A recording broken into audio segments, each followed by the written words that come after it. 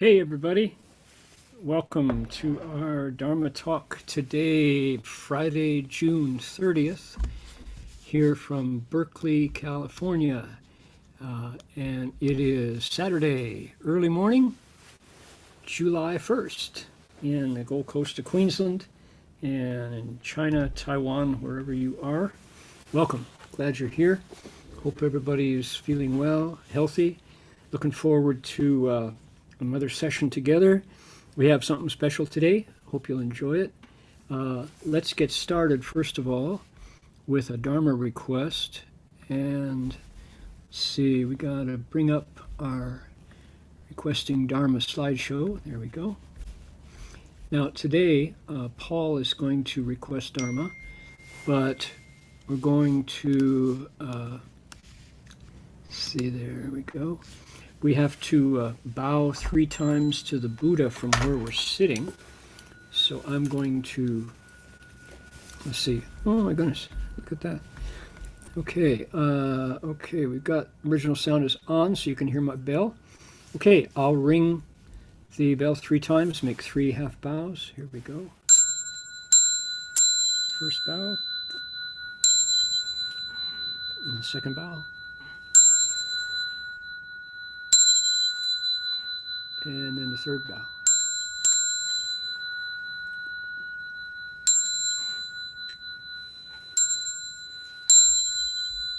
All right, Paul, if you'd like to make the Dharma request, please do it now.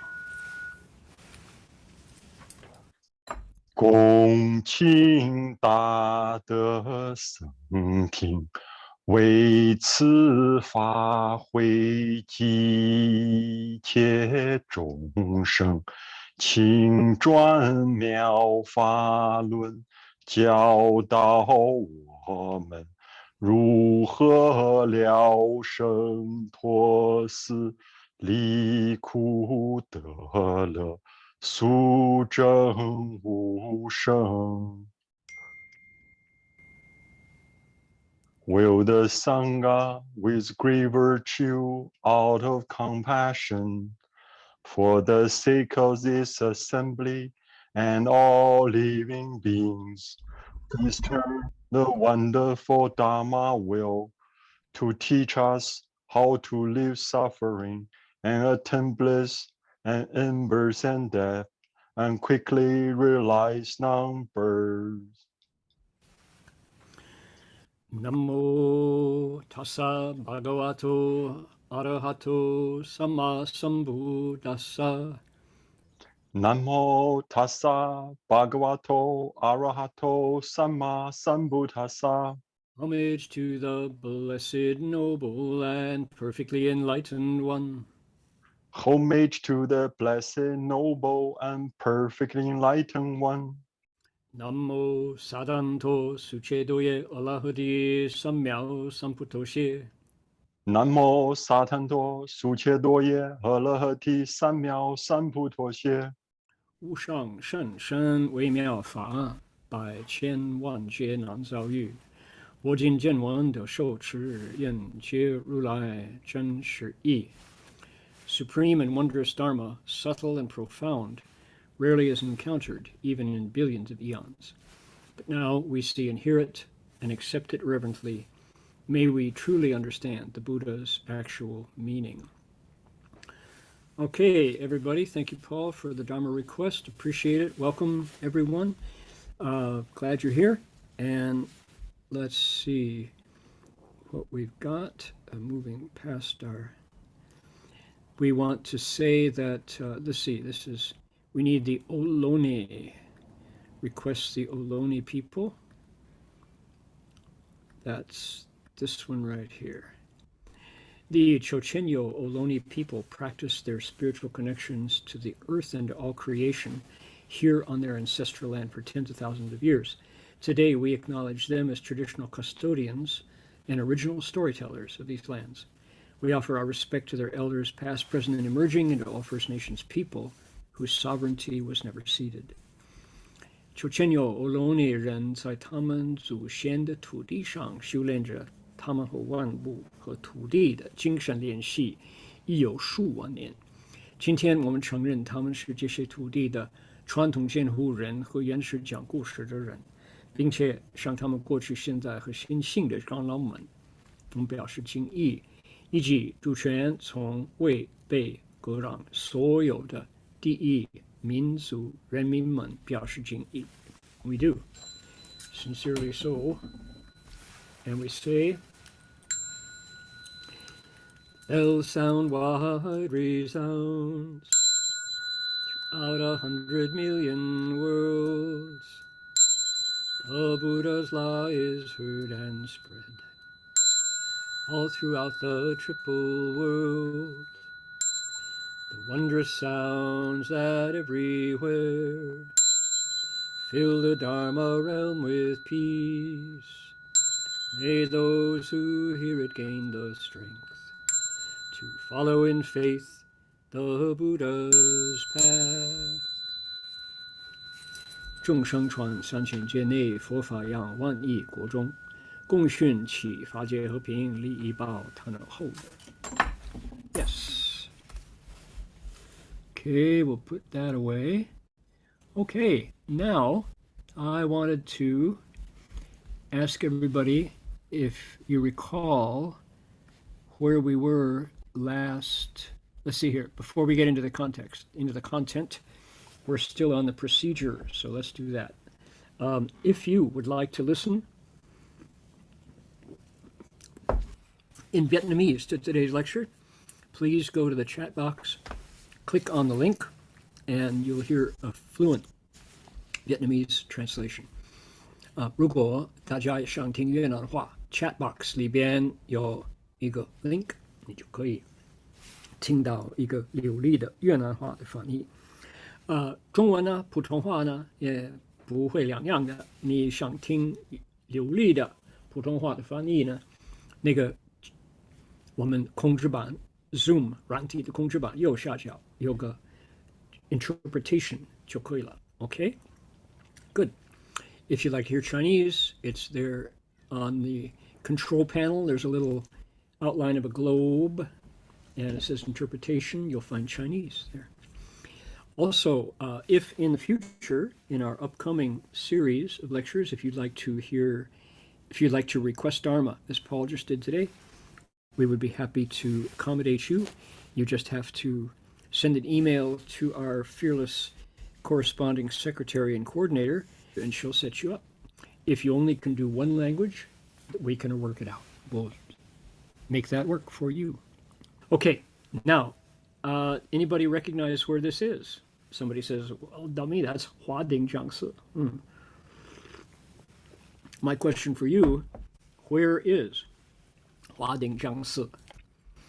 And not many people. Anybody know? 有没有谁知道华顶寺在哪儿？在哪里？我看看，你们可以写到那个 chat box 上。我除非你是旅游到中国的这个历史的佛基地，I'll give you a clue。我有个clue， 中文怎么叫？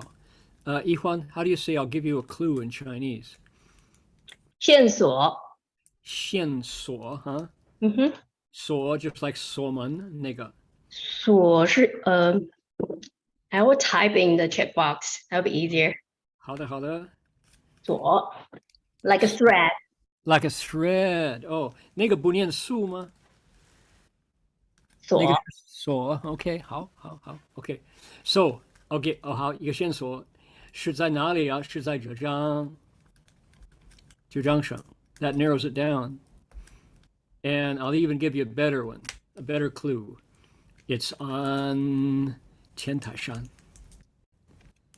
So there you go. 台州 OK 李先生说在天台，对了，是在天台山。天台山 This is a branch of 国清寺. It's an affiliated temple to 国清寺. And let's see, 跟我家1个人小时左右. Oh, not okay. An hour away, more or less, from where I am. Yeah, 对的。这个地方, I need to speak English. We have a qualified translator who is much better in Chinese than I am. So, when you go to visit Guoqingsi on Tiantaishan, which of course is one of China's most illustrious, famous temples, monasteries, if you have friends there and they are interested in showing you around, they take you to some of the branches, related, historically related, affiliate temples on Tiantaishan. One of them, as we saw before, is called Zhizhe Ta Yuan, and Guoqingjiang Si, small temple, just for a couple monks. But then there is another temple, and as you can see, this one, they did not put a lot of attention and money into rebuilding it, at least when I was there. Maybe it's been rebuilt by now. But when we visited, it was, not to say poor, it's not broken down, but it just hadn't been rebuilt through the Cultural Revolution and all that. It was not destroyed. It was pretty much ignored because nobody was there. But this temple has a deep and profound history with the Tiantai Jiaoguan, the Tiantai Zong, what's called the Jiaozong, the teaching school of Chinese Mahayana, which is the part of Buddhism that pays attention to the words the Buddha spoke. Yeah, and recently, I know some of the affiliates of Foguangshan in Taiwan set up their wooden fish program, which was temple stays for students and for professors to go out and have an experience of staying in an actual Buddhist temple and studying, in the courtyards and stuff. And the Wooden Fish Project went to Huadingsi to do a program. So I think at least it's very livable. They have a wonderful Fangshengchi there that has lots of legends about liberating life and some of the magical things that have happened. So this is Huadingjiangsi. It's maybe, an hour drive into the mountains from Guoqingsi.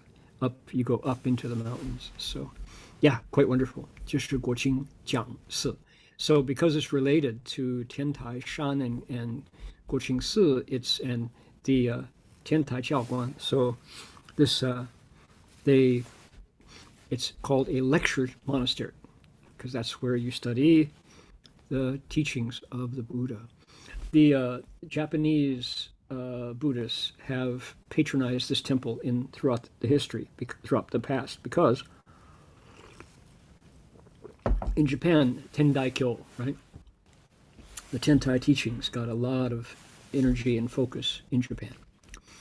All right, now let's make a transition from a famous monastery in China to a famous monastery in America.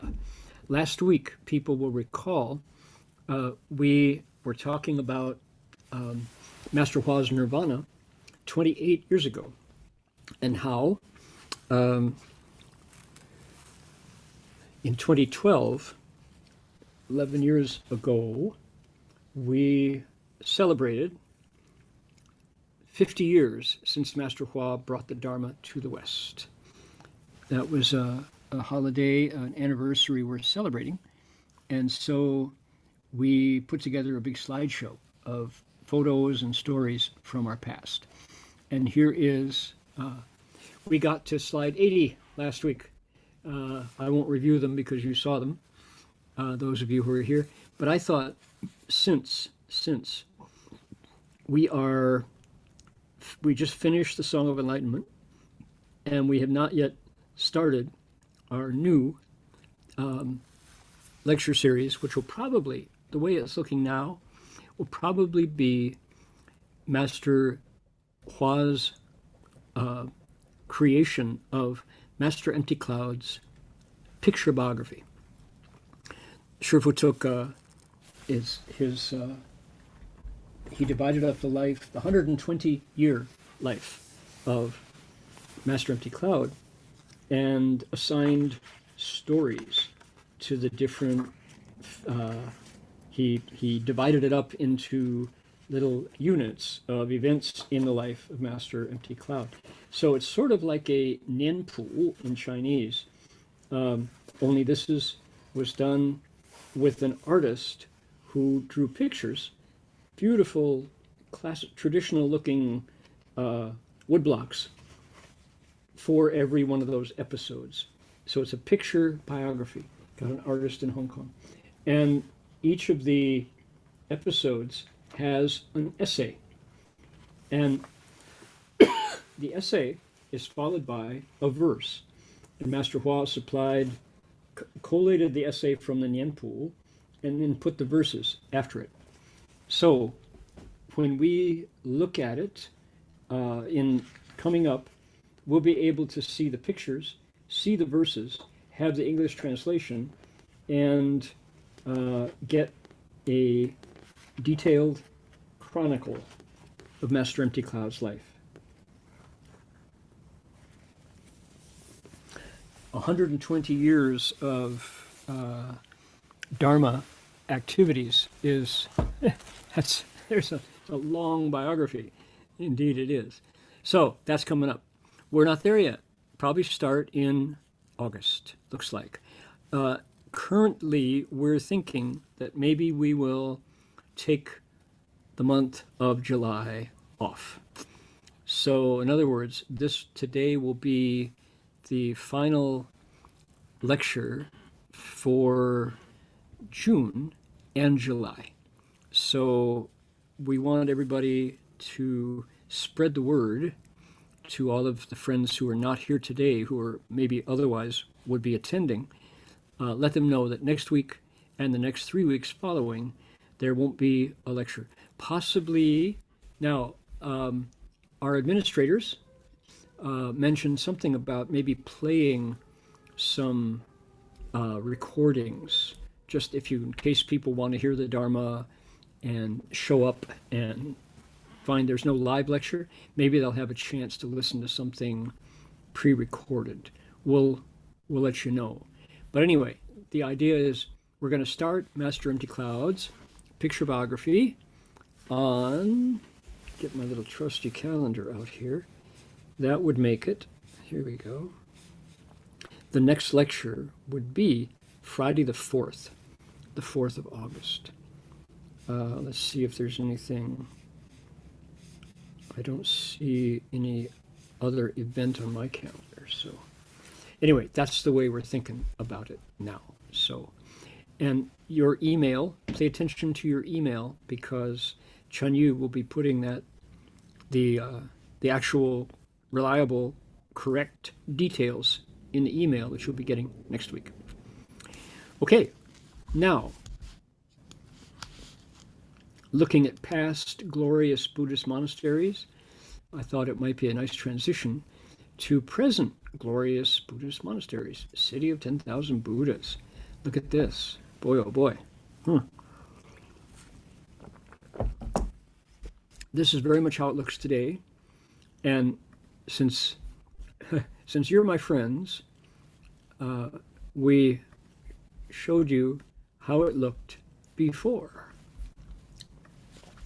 That's how it looked before. That's the gym that became the Buddha Hall. How does it look now? Oh, it looks like this now. Okay. So what I thought today would be fun would be a chance to look at CTTB kind of name, right? The insider's look at CTTB as we developed. Here we are. That's the Buddha Hall, but there's something missing. See these tall, quaking aspens here? Whatever those, I think those are. That's the rebirth hall back then. That is to say, it's not there. If you look over on this side, you can't see it, but there is a long life hall missing. This is before the rebirth and long life halls went up. And these tall poplars, is that what those are? Were there. They had to be cut down. The wall had to be fortified, and we rebuilt. Here is Bill Foreman, who's listening today, will recognize himself there. And Lee Eagleson. There's Professor Ping Pong. There's me, Okay. So this is where the Rebirth and Long Life Hall was added. This is the east side. So this is the Long Life Hall. We cut down the poplars and added this extra. See the girders and the blocks. On Sunday, today being Friday, last Sunday, we did the Sangui Wujie in this hall. There were 3 refuges and the 5 precepts for 60-some people. Big crowd. They were there because they had to wait for 3 years. Now, who do you suppose climbed up this long ladder? That's a very tall, very shaky ladder. Okay, welding up above. Here is Guozai, Peter Schmitz, and Goyo, Gary Linebarger. Up on the roof, you'll recognize that is what's now the Earth Store Bodhisattva Hall, and that's Cow Mountain behind them.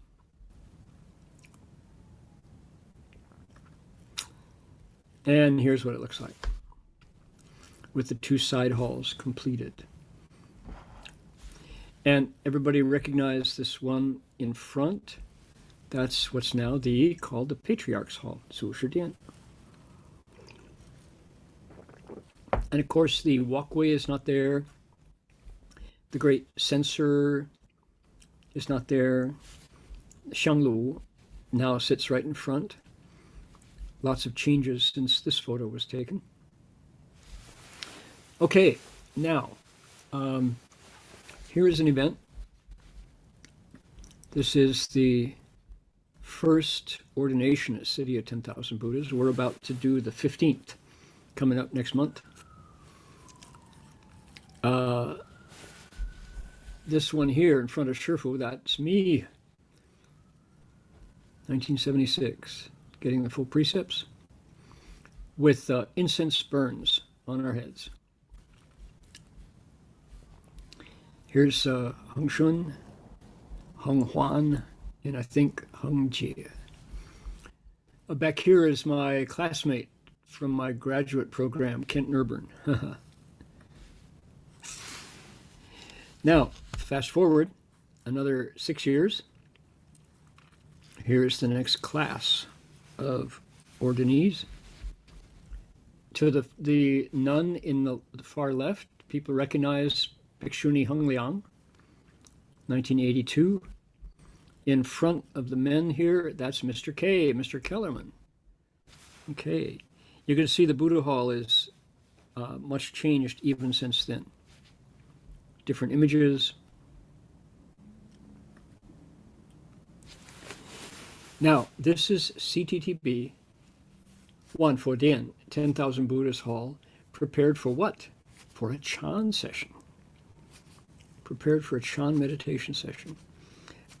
At the time, we were doing women on one side, men on the other. You'll notice everybody's facing the wall, not facing inwards. Let's see. Okay. It was very nice doing Chan in the Buddha Hall. And you circle, you walk around when you do walking meditation. Since this time, the monks have moved their Chan to Tathagata Monastery. I think we lost a little something when we left the Buddha Hall to do Chan. It's very nice in the big Buddha Hall to meditate with all those 10,000 Buddha images. And yeah. Now here is this is a scene that people need to know about. That's me giving a lecture probably same time, 1980 something. And you can see Guan Yin is here, the Buddhas, all 10,000 images. Why are disciples giving lectures?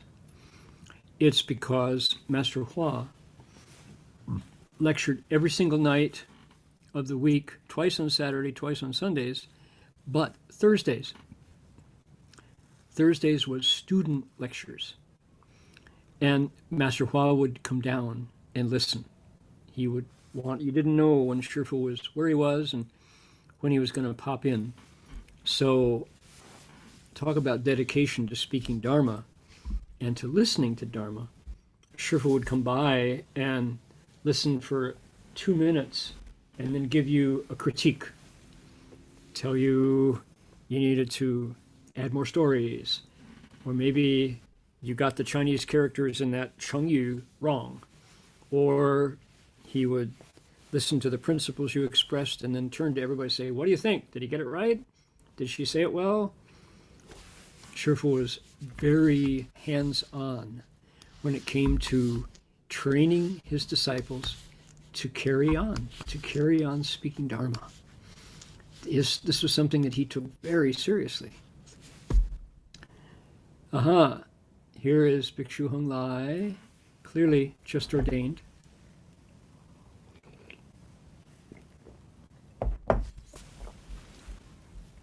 Look how cold it is. You have people all bundled up. Mendocino County, the Ukiah Valley, can be very cold in the winter and very hot in the summer. People recognize where this is. This is the hallway of Da Bei Yuan, Great Compassion Quad, Da Si Bei Yuan, which is just behind. If you go through this door, you go into the main dining hall, the Wu Guan Zai Tang, through that door. Okay. This is a site that many of you have never seen. This is Da Xi Shou Yan. This is Joyous Giving House, their Buddha Hall. It's a black and white photo, so you can't see the color. There's tremendous color from the windows. They're not stained glass, they're colored glass. Very nice. And this is, of course, if you're on the women's side, this is where you do your main ceremonies. But most men have never had a chance to see the Joyous Giving House. Shifu did oil paintings of himself sitting in full lotus and reciting the 42 hands and eyes. What you're looking at here, here, here, here, around here, and all the way around the hall are 42 oil paintings that Master Hua painted himself, of himself, doing each of the 42 hands and eyes. Sishar Shouyan. Quite wonderful. You didn't know Master Hua was an oil painter, huh? Now, what is this? This is interesting. Master Hua brought the entire community once a week, face to face, sitting down in one room, listening to each other, solving problems. Community meetings every week. And if everything was going well, you expected to hear some encouragement from Shifu, or maybe he would ask you to talk about what happened. If things had not gone well, if you had goofed up for whatever reason, you would also hear Shifu ask you about what went wrong and how to improve it. Ooh, there was no escape. People recognize this is the guest building, which later became the DRBU building for a while. This is the oldest building on campus, the former library from the 1920s. It's been there for 100 years now. Historic building. And these community meetings were just wonderful. because we talked about business. And Sherpa would teach Dharma through worldly engagement. This is where we found out about lawsuits, and we found out about grape harvests, and we found out about filtration plants and sewer plants, and we found out about encounters with the librarians in town and the neighbors, and everything was available to talk about in the community meetings. And you notice how bundled up everyone is, right? Cold. And what mattered most in these meetings was sincerity, that you told the truth, and wisdom. And wisdom did not come from any one person's mouth. Everyone was judged equally on the quality of their wisdom, not on their age or their seniority or whatever. So Sherpa always encouraged people to speak when you had something to contribute. It wasn't based on seniority or anything like that. He's the heart of democratic process. In the Great Compassion Courtyard, here's the kind of room that you could have for a retreat or during a session. Just the basics. Enough. Aha! Notice the caption. Using the latest technology for Dharma work.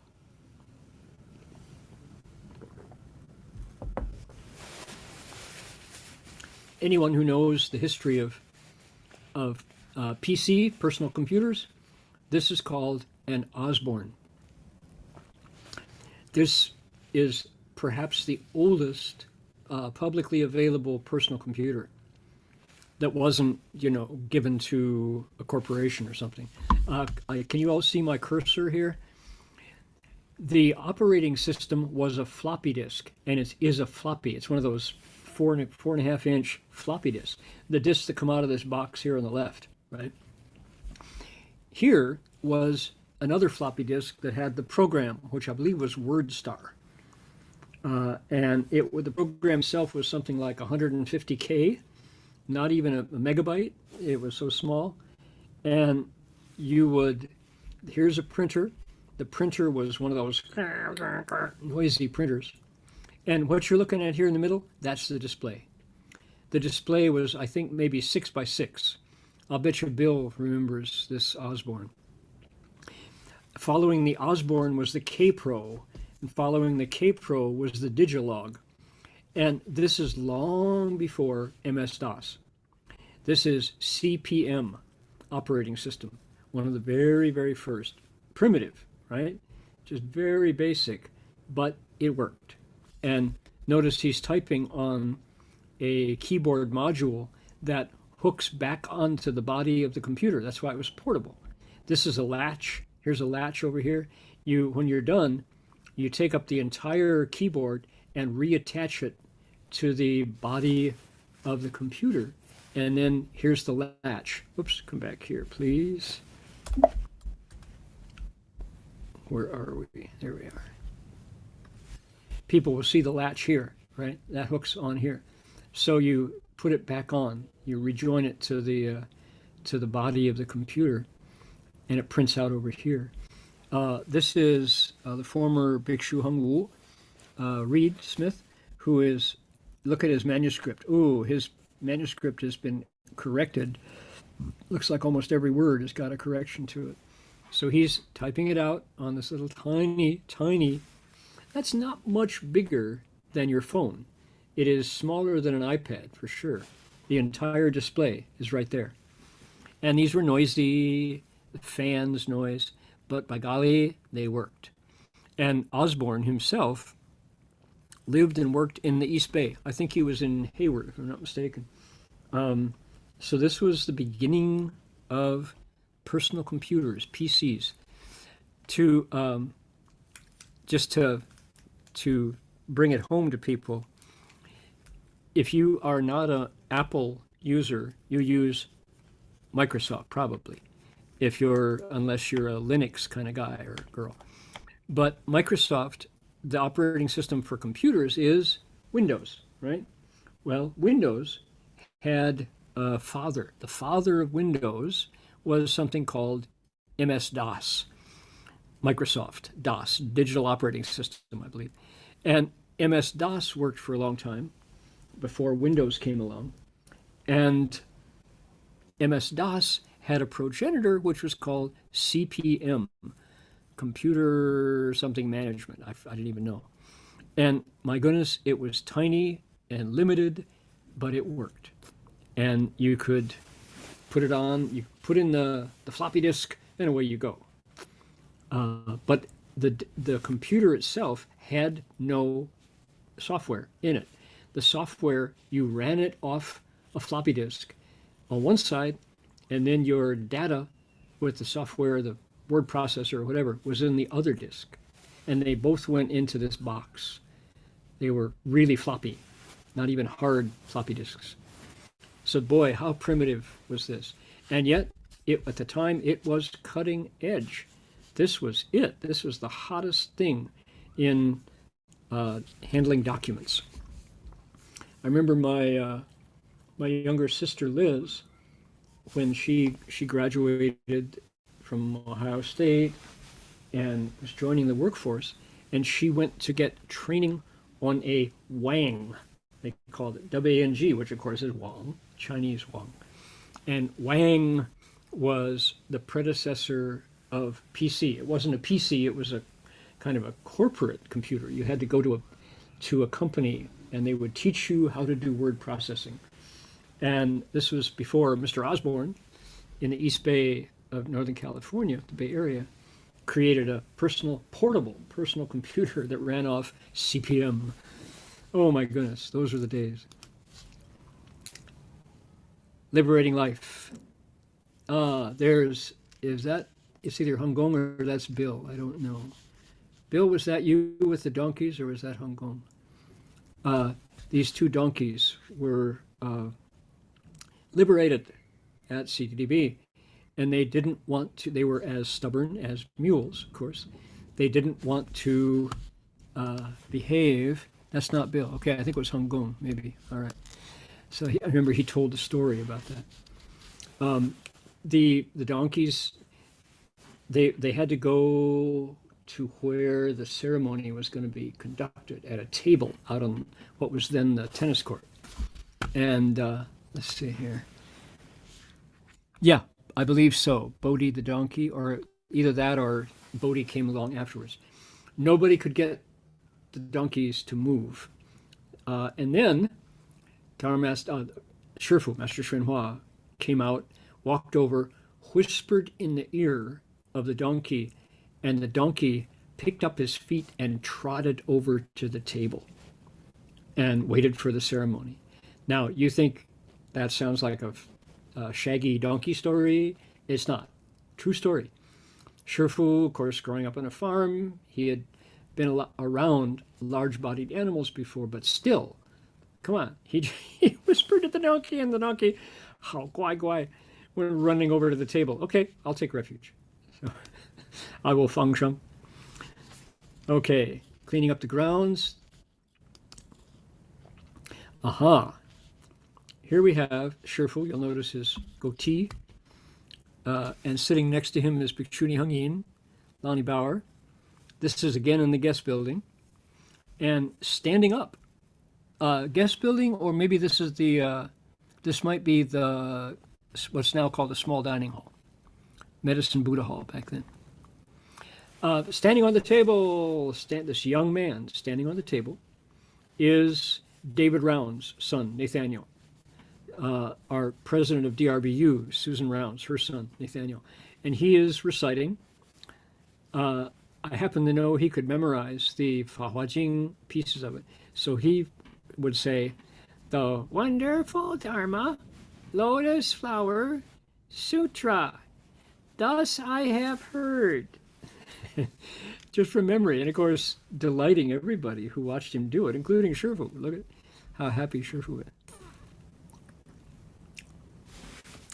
This is 19, we could probably put a date on this, 1977. Let's do that. This is one of those moments. 1977. There we go. This is myself and former Bhikshu Heng Chao, Marty Verhoeven, starting off on Three Steps One Bow from Gold Wheel Monastery. The dapper-looking fellow with the long hair on the porch is Dr. Wesley Wu, Helen Wu's husband, who played a major role in protecting our Dharma as we bowed. Here we are in Santa Maria, Nipomo. Shifu has come out to greet us, and he's got a whisk in his hand. And you can see the various members of the Sangha. This is the current Jingong. At the time, he was not thinking about leaving home at the time. Here is Paul Hopp and Richard Josephson. So the story goes that we had been dosed with LSD the day before, and things were difficult. Somebody made an offering that had laced it with acid, and I got a smaller dose because I didn't eat as much of the, I think it was marzipan or something. I was on a sugar fast. I was cutting out sugar. Marty had his and my shares of marzipan, and so he was hit really hard. I was hit less hard, and we were struggling. And Shifu came out, just pop. There was the bus from CTDB, and Shifu waved his whisk, and everything changed. Suddenly, it was like calm again. We found our center, and we could continue. Without that timely intervention, we might have been out in the ozone for some time. So, how did he know? Good question. Here's, let's see. This is SF Chronicle. Reporter came out to Mendocino. And arriving at City of 10,000 Buddhas.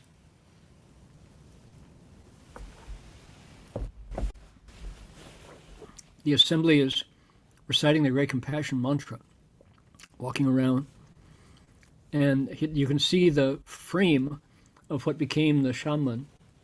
This is the previous life of the mountain gate. Hadn't been constructed. We can put a date on, oops, hold on, here, let's go back. Put a date on this as well. 1970. There we go. All righty. Shifu planned to welcome. Huan Ying, Heng Shi, Heng Chao. Welcome. Here's Marty giving his talk. Shifu's seeing through it. Here is my mother visiting a few months later for the grand opening of CTDB. Here we have Paul Hopp, Marty, Deborah Metcalf, myself, and Bhikshu Hungong. Black and white photos have a quality, don't they? And Mountain Gate. That became one of the hallmarks of Mendocino County, one of the landmarks, one of the truly iconic structures. And of course, anybody who's been around recently knows that it's just this last few months has been opened once again after complete reconditioning. because the weather had taken a toll on our mountain gate and it wasn't safe to climb.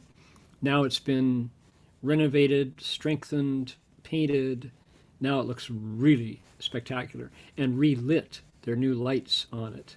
So at night, it is just eye-popping. Aha. In the middle, our teacher. To his right, to your left, is Master Wu Ming Zhanglao, fellow Manchuria from Dongbei. To Shifu's left, to your right, is Master Hui Seng from Singapore, who had the monastery in San Francisco as well, Hongfu Si.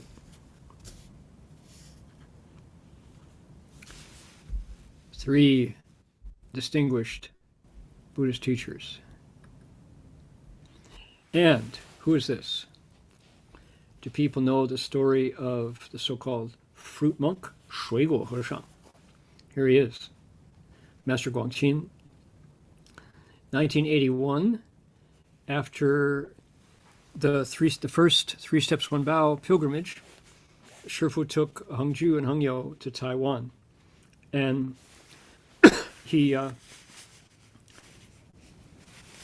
Hengju is, of course, very tall, and Shifu brought him in. And Master Guangqin is tiny. He's really a small stature, but what do they say? Dao Zhong, Long Zhong, what is this?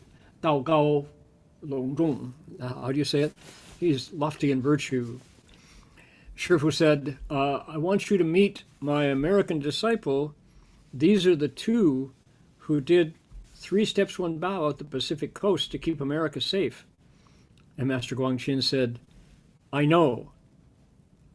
I was flying by and I saw them, he said. And mind you, he was not on an airplane as he flew by and saw them. So Shifu said that Master Guangqin was, as an arhat, was protecting Taiwan. That as arhats do. So the two of them meeting was quite a historic moment. Who is this? Famous Sangha members. 1986, Elder Master Haideng, the abbot of Shaolin Monastery. Oh boy. So yes, he's that little short statured but powerful abbot of Shaolin Monastery, champion of 50 martial arts competitions, famous for his one finger stand, 一指长弓, unmatched in history. So we have Master Hua. This gentleman is a director from the Central Movie Studio. Here is Master Haideng. These two individuals I don't know, but the one on the far right is named Fan Yinglian. He was named as Master Haideng's successor. He was in the military before he learned his martial arts. So it says, 欢迎中华人民共和国武术高僧海登老法师中央电视装片厂代表团莅临.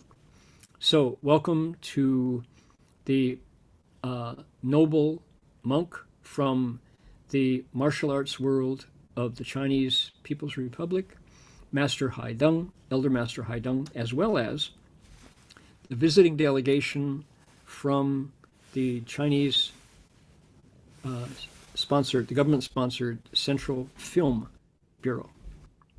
Welcome, it says. Historic moment. Shifu in 1986, traveled to Indonesia. Here is Hsuan, here is Heng Wu.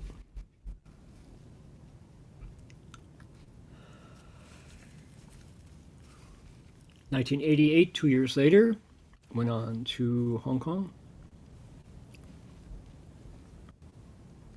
You You can see our DRBA nuns and monks. Then, years later, Shifu's final visit to Taiwan. Here he is in Banqiao Tiyuguan. And Shifu at this point his health was not strong. You see the big reception.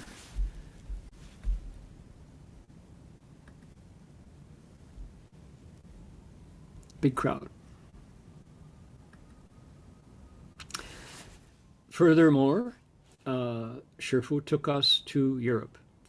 Here he is in England at Amaravati Buddhist Monastery. Here is Ajahn Sumedho, Ajahn Suchito, former Ajahn Anando.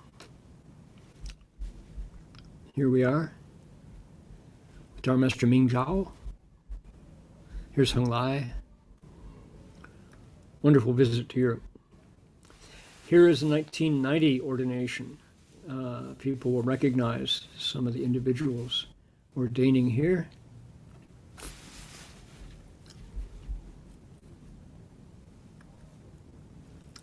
(1989), and the thing to note about this ordination is the presence here of this monk, Master Ming Yang,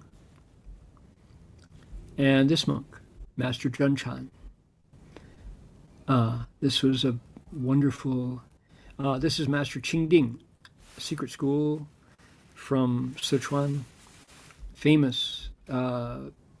They call them now Lao Pusa, the old bodhisattvas from China who came to CTDB. Here is Master Renda from Jiuhuashan. Here is Master Mingzhe from Shandong. Famous bhikshus. Here we are doing the ordination in 1991. And who is the Dejie? Who is the monk in charge transmitting the precepts? None other than Ajahn Sumedho.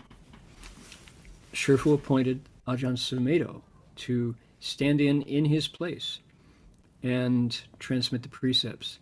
So clearly, he was establishing a precedent of Mahayana and Theravada combining, joining together to do ordinations. This is me sitting here. Which, of course, was unprecedented to have Mahayana and Theravada joint ordinations. We have kept that custom alive to this day. 1991, the newly ordained bhikshunis in the what's now the Patriarch's Hall. You will recognize some of those faces.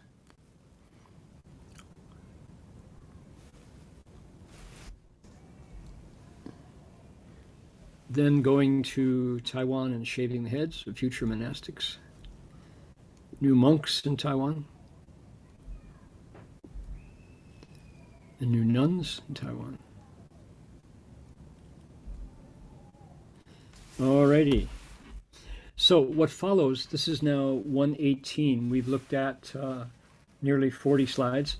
What follows now are branches, various branches of DRBA. So historical and also the Vajrabodhisi magazine with all of the various, here is Madalena, interestingly, back when she was a young woman. All the staff from the magazine. So this is a look back, as we said, the memory lane, the internal, the name of City of 10,000 Buddhas, and what was then called Sino-American Buddhist Association, 中美佛教总会, which now became the Dharma Realm Buddhist Association, 法界佛教总会. All right. So, have you, everybody, seen a lot. This is the Four Legacies, our translations, BTTS. Then the schools, and then interfaith. So there's, you can see we're only halfway through the whole slideshow, but given the limited time, here is let's see here, right. There's so much I'd like to share. Well, one possibility, yeah, I guess what we'll do is we'll save it for another time. Now that you know it's here, we've only seen half of our historical retrospective, so we'll just let it go for now, and tell everyone, please, that next week and the next 3 weeks, I will not be lecturing. Chanyu, are we planning to have some fill-in pre-recorded lectures? Is that kind of the thought? She will certainly let you know via email what the program is, but at the moment, the live lectures are going to take a break for the month of July. Okay, a playlist of Universal Door chapter. Lovely. Lectures from Universal Door. Okay. Alrighty. Well, everybody, let's dedicate merit and have a fine July break. We may see you somewhere here in Northern California. We're going up to Buddha Root Farm as well at the end of July, so I hope your summer is full of peace and joy, happiness, merit, and virtue, that you benefit others to delight your hearts. That's the best way to guarantee that you'll be happy, is to make others happy. Giving is the very best way. Okay, here we go. Want to make a wish?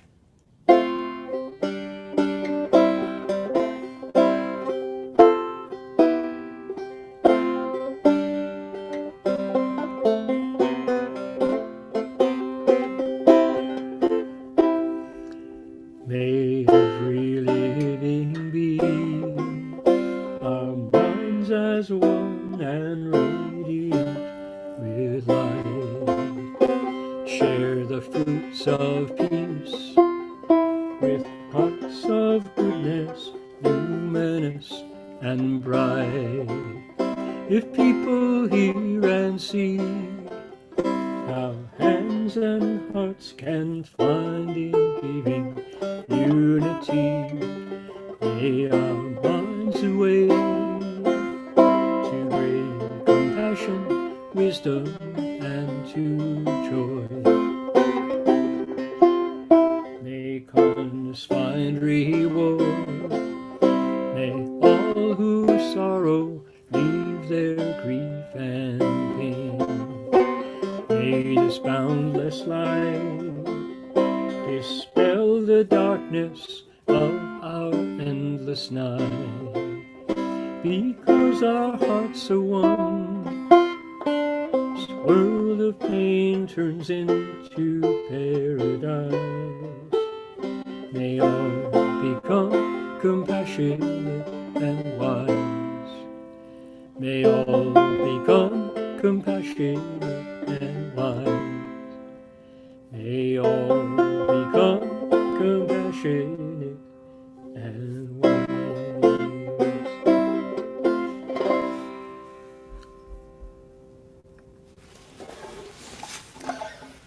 Hold on there. Let me bring up the Buddhas and then we can bow. Okay, would you like to bow with me together? Here we go.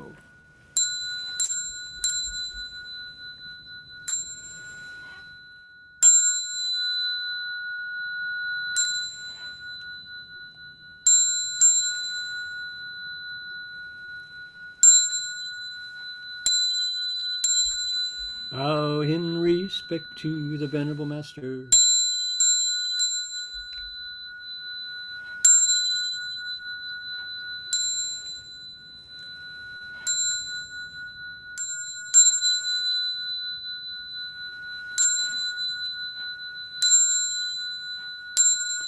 I should mention that tomorrow night there will be an Avatamsaka lecture as usual.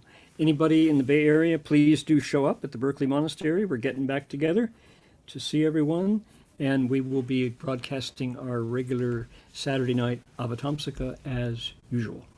But the Friday noon lecture on this lecture will be briefly offline for a month. See you then. Amitofo, everybody. Bye-bye now.